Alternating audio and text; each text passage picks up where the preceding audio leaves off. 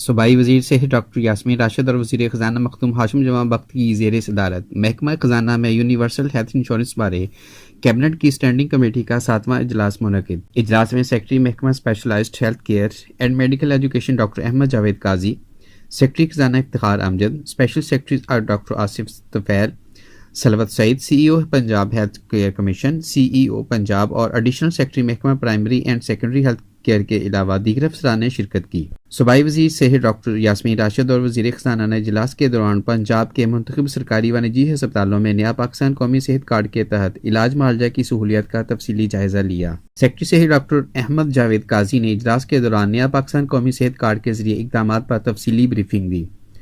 صوبائی وزیر صحت ڈاکٹر یاسمین راشد نے کہا کہ وزیر اعظم عمران خان کے ویژن کے مطابق پنجاب کی 100% آبادی کو نیا پاکستان قومی صحت کارڈ تقسیم کر چکے ہیں۔ اب تک 10 لاکھ افراد نیا پاکستان قومی صحت کارڈ کے ذریعے پنجاب کے منتخب سرکاری و نجی ہسپتالوں سے مفت علاج کی سہولت حاصل کر چکے ہیں۔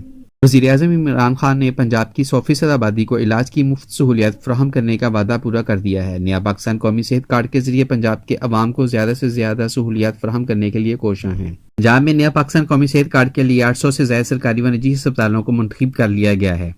پنجاب میں روزانہ کی بنیاد پر 5000 سے زائد مریض نیا پاکستان قومی صحت کارڈ کے ذریعے علاج معالجہ کی مفت سہولت حاصل کر رہے ہیں۔